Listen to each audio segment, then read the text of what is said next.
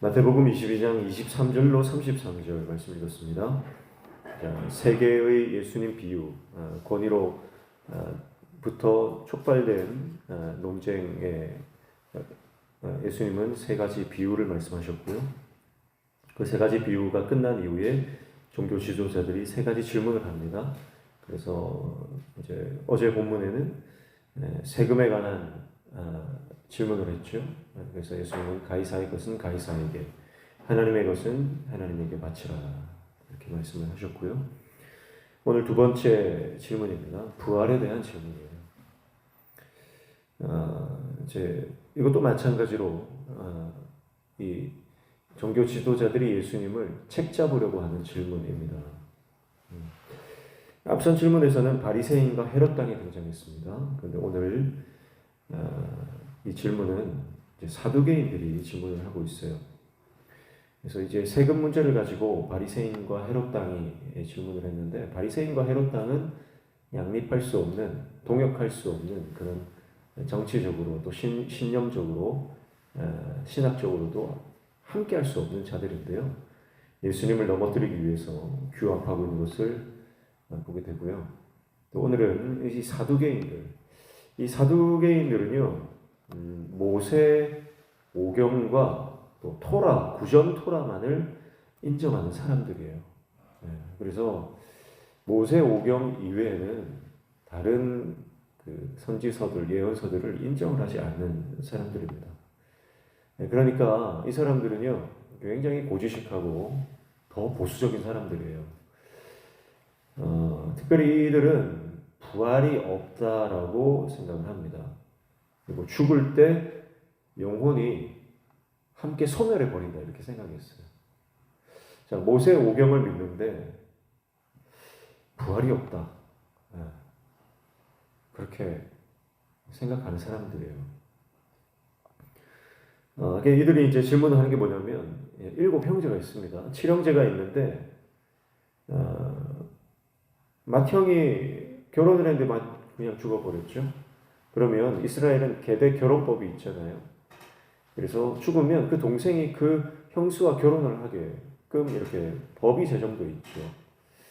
그래서 차례대로 결혼을 했는데 마지막 7째도 죽고, 그리고 아내도 죽었다, 이 여자도 죽었다 하는 겁니다. 이 질문을 하면서, 그러면 만약에 부활이 있다면, 그들은 부활이 없다고 생각합니다. 근데 만약에 부활이 있다면, 그럼 이 부활하고 나서 이 여자는 이 7 형제 중에 누구의 아내입니까? 그 질문을 하는 거죠. 자, 영생이나 내세나 또 천사의 존재도 인정하지 않는 그들, 이 사두개인들은요, 모세 오경에 이제 부활에 대한 구체적인 교리가 등장하지 않는다고 봤어요.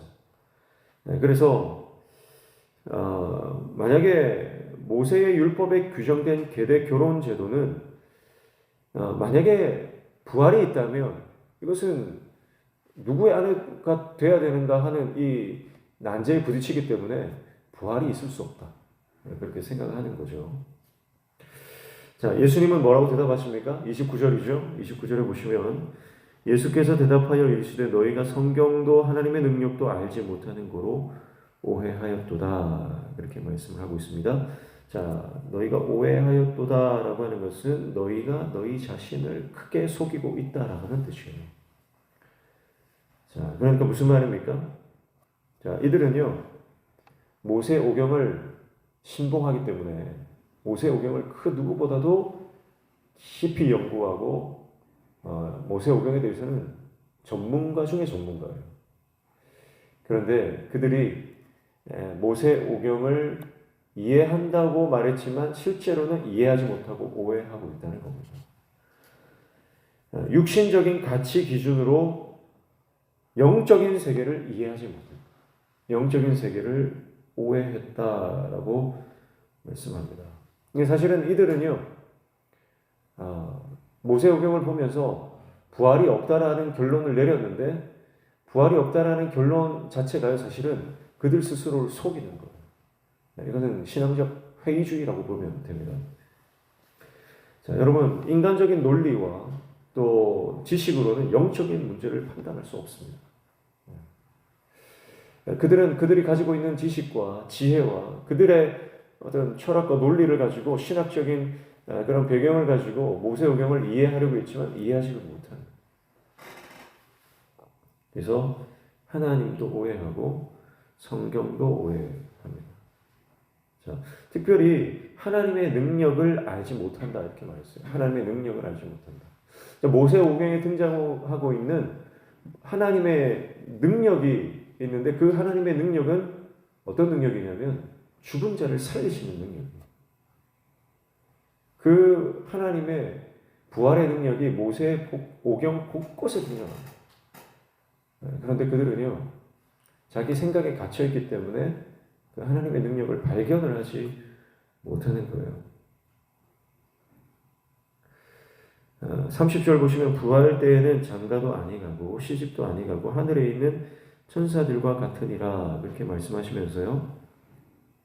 부활의 때에 그들이 생각하는 이 땅에서의 시집가고 장가가고 하는 것들이 똑같이 연장되지 않는다라고 천국에 대해서 가르쳐 주십니다. 그리고 31절에 죽은 자의 부활을 논할진대 하나님이 너에게 말씀하신 바 이렇게 말씀하죠. 자, 이것은 원어적으로 해석하면 하나님께서 부활에 대해서 어떻게 말씀하셨느냐 그런 뜻이에요. 자, 그러면서 이제 32절에 출애굽기 3장 6절의 말씀을 인용을 하시는데요. 나는 아브라함의 하나님이요 이삭의 하나님이요 야곱의 하나님이로라 하신 것을 읽어보지 못하였느냐?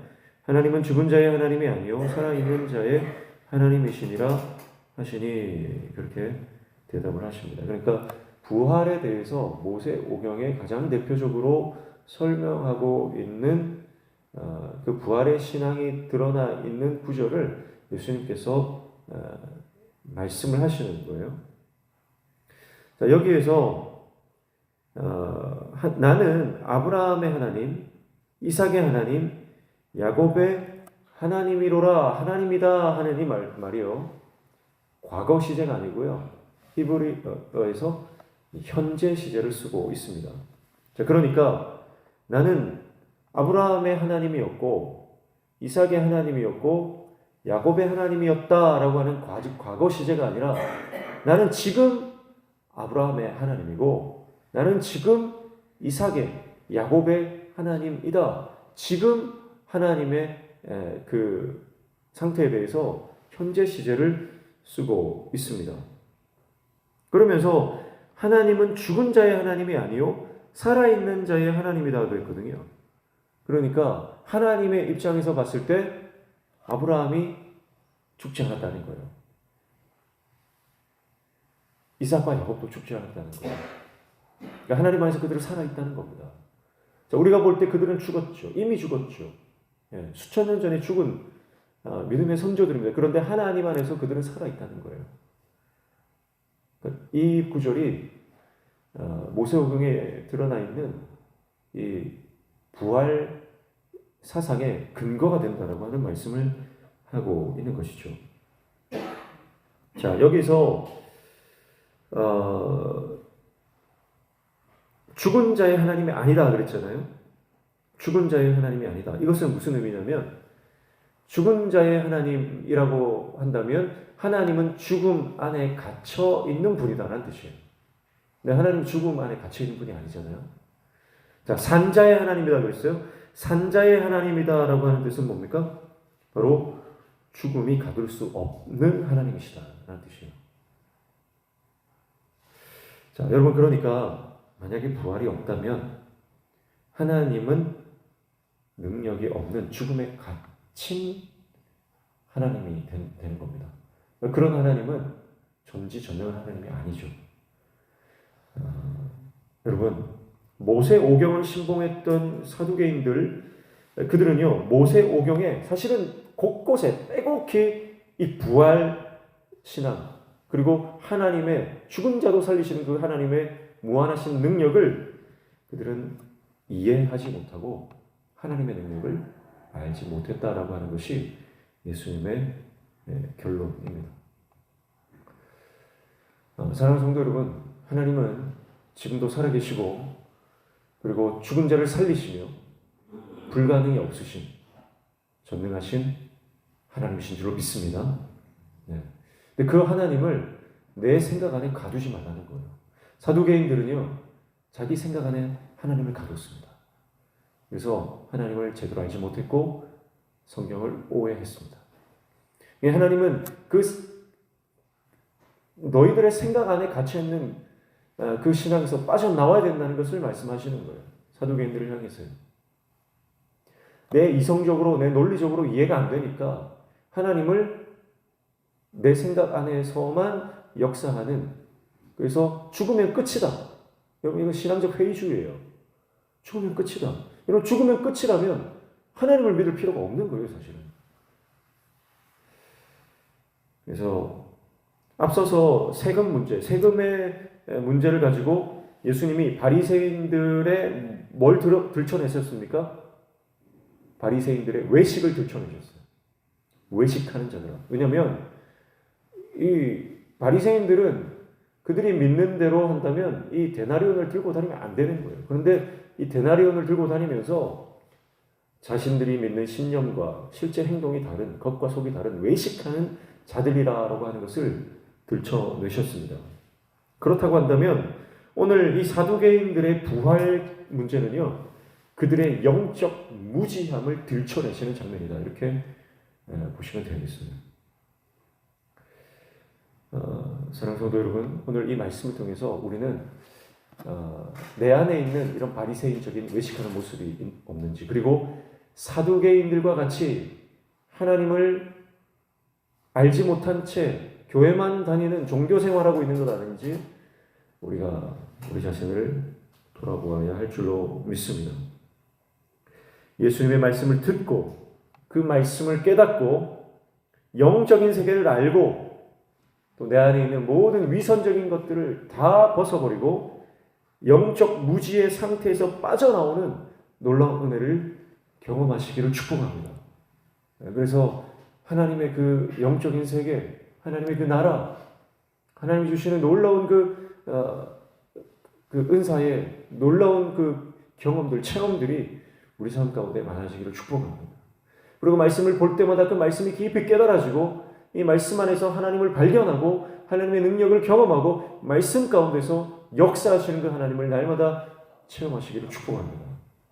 그래서 신앙생활을 아무리 오래 해도요, 내가 하나님을 제대로 알지 못한 채 신앙생활을 한다면, 여전히 하나님을 알지 못한 채 내가 오해하며 이렇게 영적 무지 상태에서